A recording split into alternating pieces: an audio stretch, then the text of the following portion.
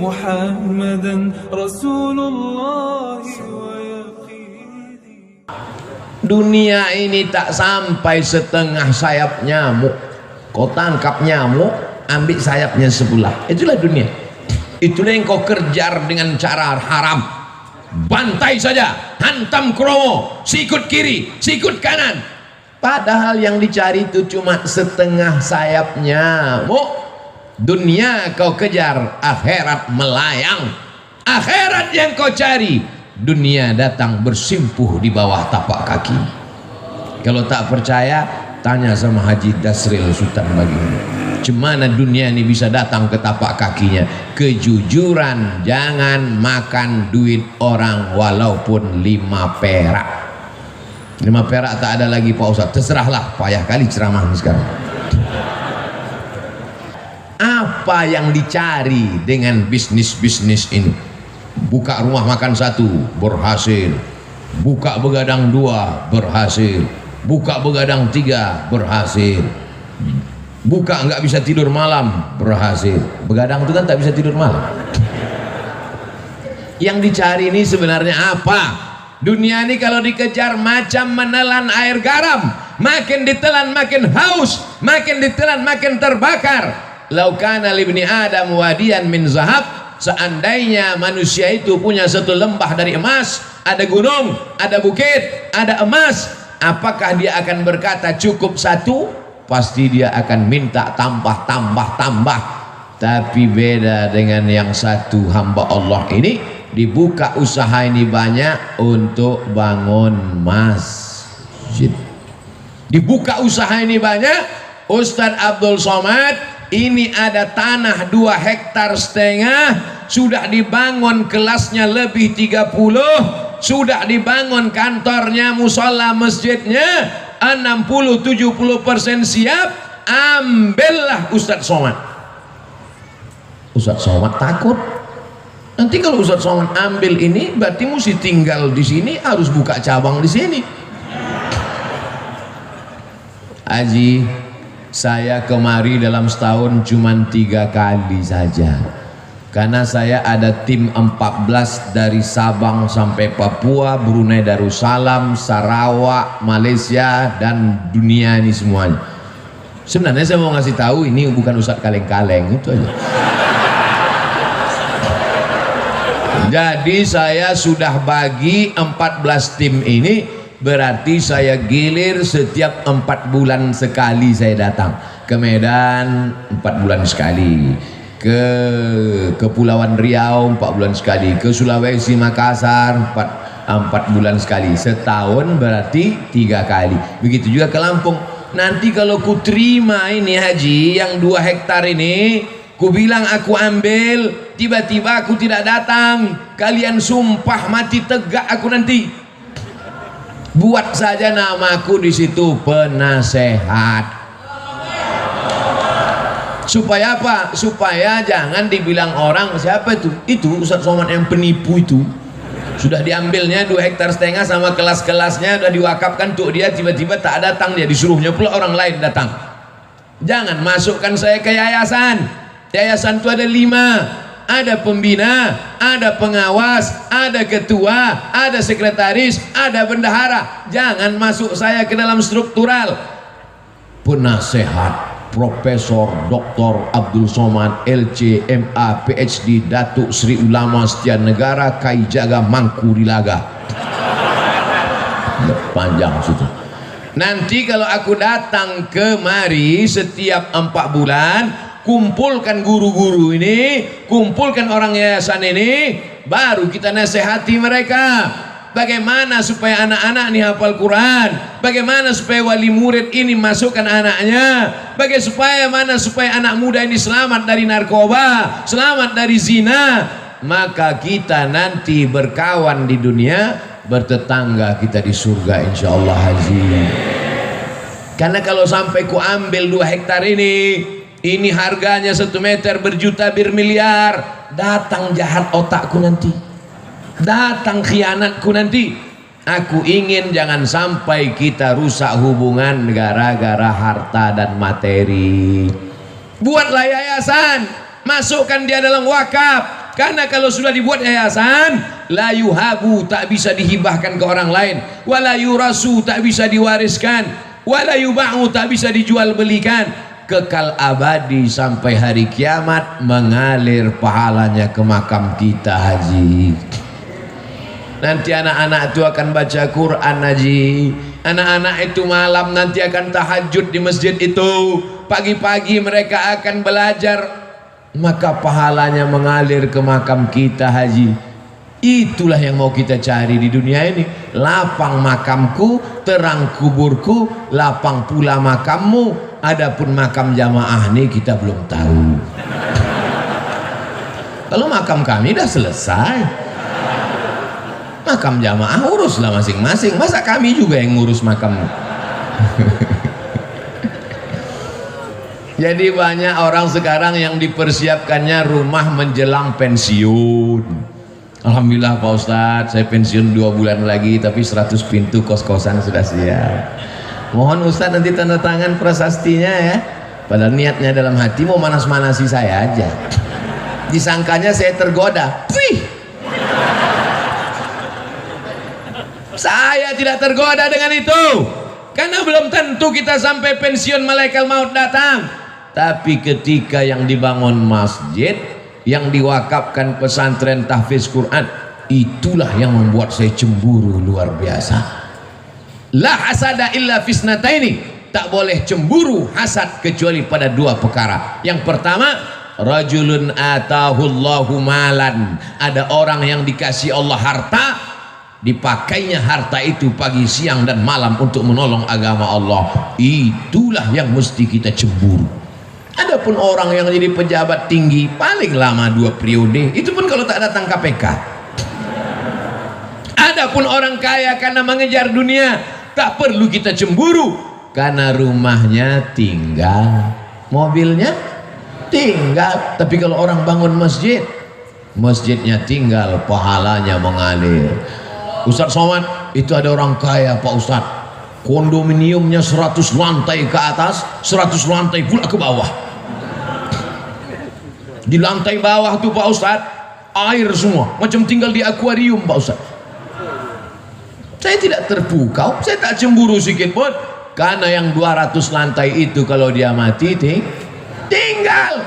Tapi kalau dia bangun 2 hektar dengan 30 sekian kelas, dengan surau langgar musola, dengan penghafal Quran, anak hafal Quran 1 hari ngulang hafalan 2 juz, 1 bulan hatam 2 kali, setahun hatam 24 kali, anak yatim diberikan gratis. Itulah yang kita cemburu, karena kita belum bisa melakukan itu, betul? Tapi Abdul Somad dimuliakan, dibuat penasehat Abdul Somad, selesai, dapat saya amal jariahnya. Tapi belum tentu pasti juga lagi. Ini masih dalam tahap penjajakan. Saudaraku yang dimuliakan Allah Subhanahu wa taala, wa ta'awanu 'alal birri wat taqwa. Tolong menolonglah kamu dalam kebaikan. Ini pelajaran untuk anak-anak muda. Cita-cita kalian mesti tinggi macam cita-cita Haji Dasril Sultan Bagindo. Ini sekarang anak muda nih, gimana rencananya ke depan? Ya udah mau siap S1 Pak Ustadz. Habis ini kau mau jadi apa? Ya mau ikut tes PNS lah Pak Ustadz. Kau PNS mana bisa bangun masjid? Gaji 2,5 juta sebulan, semua kredit. Bangun rumah 3M, 3 kali minjam. Gimana kau mau bangun masjid? Sementara laut di Lampung luas, kolam-kolam ikan entrepreneur bisa. Jadilah anak muda entrepreneurship, sehingga nanti kau bisa bangun sekolah tahfiz gratis. Cita-citanya mesti begitu. Buka usaha berhasil, buka satu lagi usaha berhasil, buka lagi satu usaha berhasil. Kemarin kami di Pringsewu itu juga meresmikan pesantren anak muda entrepreneur, lahir tahun 80. Baru berapa tahun umurnya? Baru 40 tahun. Entrepreneur. Jadi kalau cerita entrepreneur, usahawan, bisnismen, Lampung ini tempatnya. Saya sudah ketemu orangnya. Ini makhluk-makhluk yang unik, ini mesti dibudidayakan. Ini makhluk-makhluk yang hampir langka ini. Mereka ini satu spesies dengan dinosaurus. Mudah-mudahan ilmu-ilmu mereka ini menular ke anak-anak muda di Lampung. Ini banyak anak muda ini tidak punya kreativitas, pergi kuliah pakai motor, knalpot disunat, pas lambat kiriman stres, passwordnya 3 huruf, mak minta duit. Apa ini? Makanya makhluk-makhluk yang unik ini saya sarankan mereka menulis buku. Bukunya adalah alam terkembang menjadi guru. Mereka tidak berguru di kelas, mereka tidak berguru kepada buku, tapi mereka menjadikan alam pengalaman perjalanan hidup mereka menjadi guru, sehingga mereka menjadi orang yang sukses dan berhasil sampai hari ini. Untuk menjadi sebuah sebatang sekuntum bunga, dia mesti bertunas, dia mesti berbatang, dia mesti bercabang, mesti selamat dari hawa, mesti selamat dari wereng, mesti dijaga akarnya, mesti disiram, barulah menjadi sekuntum bunga, bukan bunga plastik. Untuk jadi bunga saja prosesnya luar biasa, apalagi menjadi orang yang menghambakan diri kepada Allah. Sudah berapa poin saya sampaikan? Pertama, dekat dengan ulama. Yang kedua, jujur, jangan berkhianat, pembohong, dusta, tipu-tipu. Yang ketiga, cita-cita jangan mengejar dunia, tapi bangun masjid, menyebarkan pendidikan Islam, Allah akan tolong. Yakin dengan pertolongan Allah? Innaka la tukhliful. Yang terakhir, yang keempat, jangan sombong. Ini sekarang orang baru punya duit sedikit aja sombong minta ampun. Ini Pak Ustadz, sepatu saya ini harganya 20 juta Pak Ustadz. Yang nanya siapa? Siapa yang nanya? Outfit saya ini Pak Ustadz, sekali tegak berdiri 100 juta nih Pak Ustadz. La ilaha illallah. Peci saya ini dibeli orang di Jambi 12 juta. Baju jaket saya dibeli orang di Jambi 270 juta. Dilelang untuk pondok pesantren. Motor dilelang 100 juta. Kalau cerita bangga-bangga outfit, udah berapa tuh? 100. Tambah jaket 270, 370. Tambah peci 12 juta, 382 juta. Punya orang kan mas saya. Ini subuh ini dikasih sorban, kasih jubah, kombinasi antara jubah Arab Saudi dengan Lampung, tapis Lampung. Masya Allah, kreasi yang luar biasa. Takut pula saya dicuri orang ini. Saya pakai terus, tapi saya pakai pas di masjid aja, pas di airport enggak. Saya takut nanti semua minta foto, pula pilot-pilot terus semua selfie ya Ustaz. Jangan angkuh, jangan sombong. Kesan saya sama orang-orang hebat ini, saya perhatikan mereka tak sombong. Ketika dia sombong, itu tanda dia akan jatuh ke bawah. Saya pun kalau lama-lama duduk di atas kursi ini jadi sombong nanti. Itu makanya saya tak mau lama di sini, 60 menit turun. Dimulai jam 5.15, jam 6.15 kau mesti turun, sadar diri Abdul Somad. Karena kalau kau sudah terlalu lama di sini, pakai baju kebesaran, ini baju kebesaran nih, XL ini.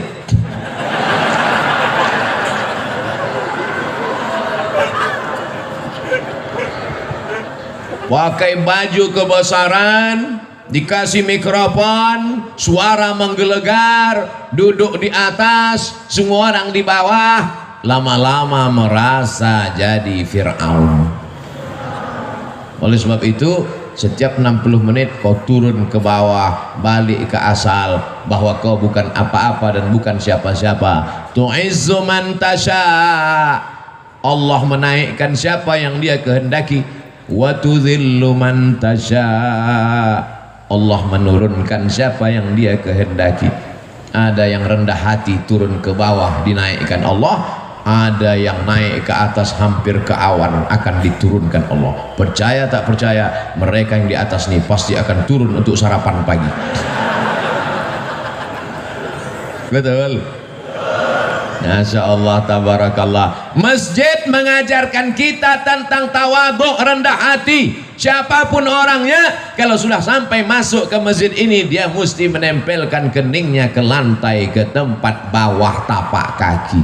Adakah yang lebih rendah dari tapak kaki? Lantai ini lebih bawah tapak kaki. Mana ada orang melangkah di atas tapak kaki? Lantai ini ditempelkan kening ke lantai. Mentang-mentang Haji Dasril yang bangun masjid, tiba-tiba pas sujud, Haji Dasril enggak sujud ke lantai. Kalian aja, aku yang punya masjid sujudnya ke tiang. Nggak bisa.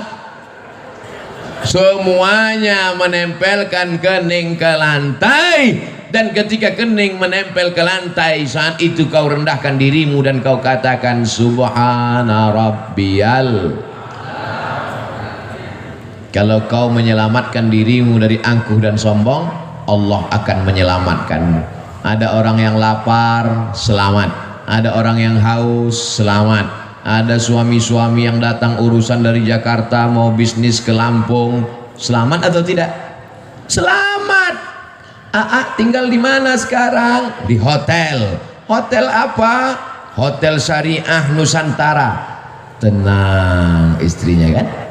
Karena dia tahu hotel syariah tertulis di belakang pintu, yang tidak bawa surat nikah tidak dibenarkan masuk. Gimana sekarang? Hotel syariah. Habis itu dia pergi ke konvensional.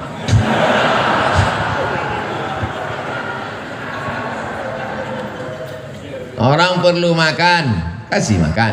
Orang perlu minum, kasih minum. Orang mau ketenangan hati karena suaminya takut dilarikan pelakor, kasih hotel syariah. Selamat dunia, selamat akhirat. Rendahkan diri di hadapan Allah. Disitulah akan turun rahmat-rahmat Allah subhanahu wa ta'ala. Fid dunya hasanah. Otomatis itu Pak, otomatis tuh Bu. Kalau sudah fid dunya hasanah, insya Allah fil akhirati hasanah. Fid dunya morat marit, fil akhirah neraka jahannam. Kesian. Dunia tak dapat, akhirat melayang. Paling tidak kita ini mau dapat akhirat pendapat jadilah. Tapi kalau bisa dunia ini pun dapat juga. Insya Allah yang hadir di majelis ini dunianya dapat, akhiratnya dapat. Berkah itu paling banyak diturunkan Allah waktu pagi. Siapa yang paling awal bangun paginya, dia yang paling banyak dapat berkahnya. Jangan sampai rezeki dipatok ayam. Orang sekarang rezekinya dipatok ayam, dilarikan kucing, diterkam harimau, digigit covid. Habis bangun jam 11 siang.